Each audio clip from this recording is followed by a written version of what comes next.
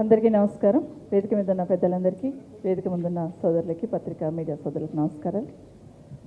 ఈరోజు 22 నెలల లోపల కాంగ్రెస్ పార్టీ చేసిన మోసాన్ని మరొకసారి ప్రజల ముందు ఉంచడానికి, నిరంతరం వాళ్ళు చేస్తున్న మోసాన్ని ఎత్తి చూపుతూ కూడా మరొకసారి ప్రజల ముందు ఉంచడానికి ఈ కార్యక్రమాన్ని తీసుకున్న గౌరవ పెద్దలకి ప్రత్యేకంగా ధన్యవాదాలు తెలియజేస్తూ, నిజంగానే 22 నెలల కింద అధికారంలోకి వచ్చిన కాంగ్రెస్ పార్టీ ఎన్నికల కన్నా ముందు ఏ విధంగా హామీ ఇచ్చింది అనేది అందరము విన్నాము, ప్రజలు కూడా విన్నారు. కేసీఆర్ గారు 10 సంవత్సరాలు ఒక్కొక్క వర్గాన్ని ఎంచుకొని వారికి కావాల్సిన సౌకర్యాలు కల్పించుకుంటూ వస్తూ ఉంటే 22 నెలల్లో ఒక్కొక్క వర్గాన్ని ఎట్లా మోసం చేయొచ్చు అనేది ఈ కాంగ్రెస్ ప్రభుత్వం చూపించింది. కళ్ళకట్టినట్టు ఈరోజు ప్రజలకు అర్థమవుతున్న సందర్భాన్ని గుర్తు చేసుకుంటూ, ముఖ్యంగా మా మహిళా సోదరుమణులకైతే ఎన్నో రకాల హామీలు ఇచ్చారు. రకరకాల హామీలు ఇచ్చి వారితో ఓట్లు వేయించుకొని, ఈరోజు ఓట్లు వేయించుకొని 22 నెలల తర్వాత మహిళల్ని ఏ విధంగా మోసం చేసింది అనేది ప్రతి మహిళను తట్టితే చెప్పడానికి సిద్ధంగా ఉన్నారు. ఈరోజు 2500 ఎన్నికలప్పుడైతే ప్రతి మీటింగ్లో కూడా అత్తకు కోడలికి ఇద్దరికి కూడా, అత్తకేమో పెన్షన్ ఇస్తాము, వచ్చిన 2000 కేసీఆర్ గారు 2000 ఇస్తున్నారు, మేమైతే 4000 ఇస్తామని చెప్పినారు. అట్లే కోడలికైతే 2500 ఖచ్చితంగా ప్రతి నెల ఇస్తామని చెప్పి ఇంటింటికి వెళ్ళి గ్యారెంటీ కార్డు ఇచ్చి మరీ వాళ్ళని కార్డు భద్రంగా లాకర్లో దాచుకోమని చెప్పి మరీ ప్రచారం చేసుకొని ఓట్లు వేయించుకున్న సందర్భం తెలంగాణ రాష్ట్ర ప్రజలు మర్చిపోరని ఒకసారి గుర్తు చేస్తూ ఉన్నాను.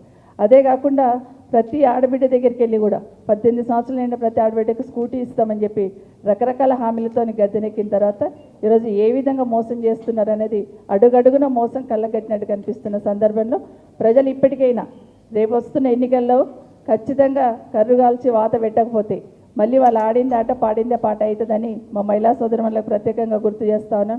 పండగ వచ్చిందంటే, దసరా పండుగ వచ్చిందంటే ఆడబిడ్డల పండుగని సంతోషపడుతూ ఉంటారు.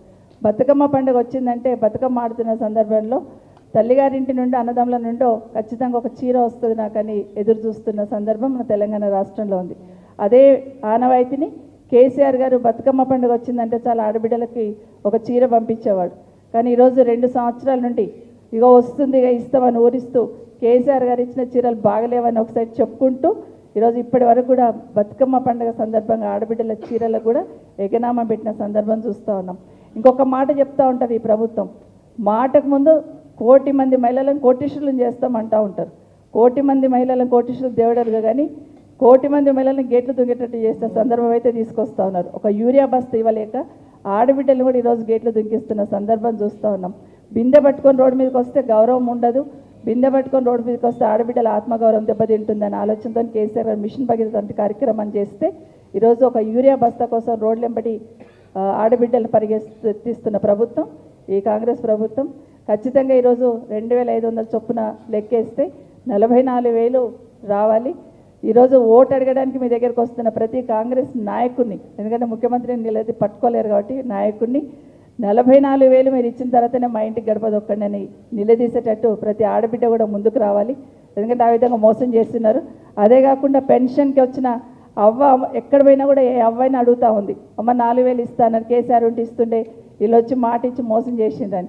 కాబట్టి ఈరోజు 4,000 ఇస్తాన్న పెన్షన్ కూడా ఖచ్చితంగా నిలదీసి 44,000 నాకు రావాలి బిడ్డ, 44,000 నాకు ఇచ్చినాకనే నీ ఓటు అడుగని చెప్పి ముఖం మీద చెప్పాల్సిన బాధ్యత ఖచ్చితంగా మా పెద్దమ్మల మీద ఉందని కూడా మనవి చేసుకుంటూ, ఇందులో ఇంకొకటి కూడా చూస్తున్నాం, నిరుద్యోగులకు 2 లక్షల ఉద్యోగాలు ఖచ్చితంగా బాకీ. ఇది ఎన్నో మాటలు చెప్పి ఉద్యోగాలు ఖాళీ ఉన్నట్టు అవన్నీ ఇవ్వనట్టు కేసీఆర్ గారు ఇచ్చిన నోటిఫికేషన్లే నియామక పత్రాలు ఇచ్చుకుంటూ 2 లక్షల ఉద్యోగాలు ఎక్కడ పోయినాయంటే దాట వేస్తూ ఉంటారు. ఎక్కడ పోయినా ఆ ఉద్యోగాలు కేసీఆర్ గారు ఇచ్చిన నోటిఫికేషన్ ప్రకారమే ఈరోజు నియామక పత్రాలు ఇచ్చి ఇచ్చి ఇచ్చి ఆఖరికి డీజీపీ కూడా నియామక పత్రాలు ఇచ్చే లెవెల్కి పోయినాడు ఈరోజు ముఖ్యమంత్రి గారు. ఇప్పటివరకు ఎప్పుడు చూడలే చరిత్రలో, ఏ రాష్ట్రంలో ఏ ముఖ్యమంత్రి కూడా ఇప్పటివరకు డీజీపీ గారికి కూడా నియామక పత్రం ఇస్తున్నారు అనేది నిజంగా చరిత్రలో పెద్ద జోక్ ఇది.